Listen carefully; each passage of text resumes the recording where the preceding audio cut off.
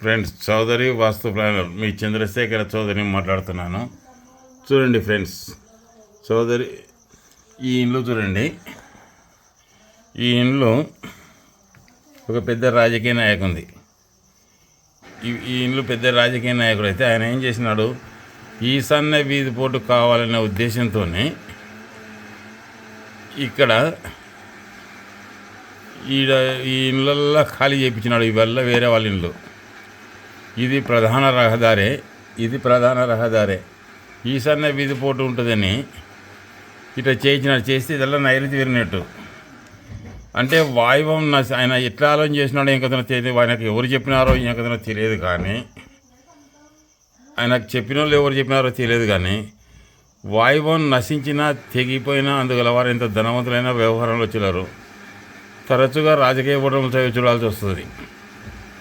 వాయువం తగ్గిపోతే నైరుతి పెరిగినట్టు ఈయనకు. అంటే ఇది ఇట్లా నైరుతి పెరిగినట్టు.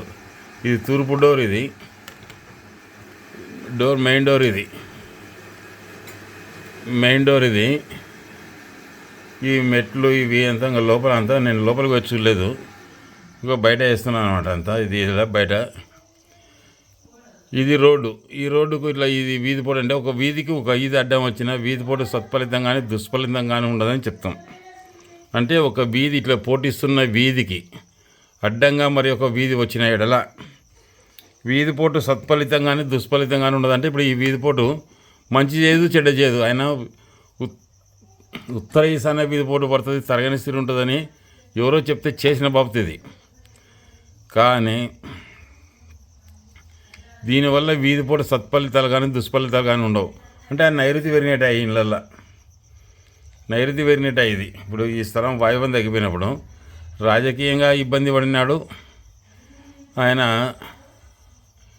రెండవ కుమారుడు అనుకుంటాను, ఆయన స్వర్గస్థుడైనాడు. ఆయన కూడా స్వర్గస్థుడై రాజకీయం పేరు అనేది లేకుండా పోయింది ఇంటికి. లేకపోతే ఈ ఇంటికి ఉన్నంత పేరు చల్ల అంటే అబ్బా అంటే ఎక్కడ చూసినా కానీ కాక ఇలా పేరంటే అడల్. అటువంటిది ఇప్పుడు కొంచెం ఇది స్థలం కొన్నాక ఇబ్బంది కలిగింది. వాళ్ళ పేరు వస్తున్నారు, వాళ్ళంటే చున్నికి వచ్చేవాళ్ళు. ఈయన వస్తున్నాడు అంటే ఈ ఇంటి లీడర్ వస్తున్నాడు, నాయకుడు వస్తున్నాడు అంటే, ఇంటి యజమాని వస్తున్నాడు అంటే జనాలలో సున్నికి వచ్చేవాళ్ళు. కానీ ఆయన స్వర్గస్థుడు. ఆయన రెండవ కుమారుడు కూడా స్వర్గస్థుడు. ఎందుకంటే నైరుతి పెరిగే తలగల ఆయనను బాగా ఇబ్బంది పెట్టింది. ఎంతవరకు ఈయన మకుడం లేని మహారాజు అంటే కిరీటం లేక రాజ్యం ఈ బయలల్లో ఈయన పేరు చెప్తేనే మంచిగా అహలు. అటువంటిది ఆయన్నే ఇబ్బంది పడి చనిపోయినాడు. ఫ్రెండ్స్, వాస్తు అనేది ఎవరిని ఇస్తుంది. అంటే ఇప్పుడు ఇది ఈశాన్యం ఇట్లా పెరిగే తరగల ఈ వాయువం తగ్గిపోయినప్పుడు ఇది నైరుతిలో పెరిగా చాలా ఇబ్బంది పడినాడు ఈయన. ఇంకొకటి, ఈ స్థలం వీటి నుంచి కొలుచుకుందాం అనుకో, ఈయనకే అనుకో, ఇది తూర్పాకి నడకనైతే కదా. అంతే ఫ్రెండ్స్. ఇంకొకటి, ఈ సెంటర్ వాకిన్లో వెళ్ళినప్పుడు ఈ డోరు ఈడ నాకు తెలిసి ఈడ ఉంది అనుకుంటా.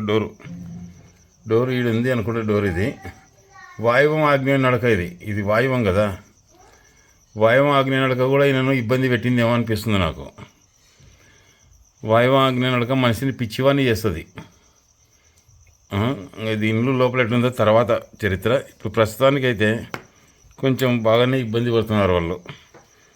రాజకీయంగా మాత్రం డబ్బుకైతే వాళ్ళకేం ధనవంతులు లేదు, ఆగర్భ శ్రీమంతులు వాళ్ళకేం కుదవలేదు. ఉంటాను ఫ్రెండ్స్. ఎవరైనా కానీ కాక ఏటు పడినాక అంతే. ఇప్పుడు ధనము కలిగించేది, ప్రాణాలతో పరువు నిలిపి సంఘంలో పరువు ప్రతిష్టాధికారం అంతా కలిసేది నైరుతి మూల. ఈ నైరుతి మూల భ్రష్టు పడింది అనుకో, మనసులోనే ఉంచదు.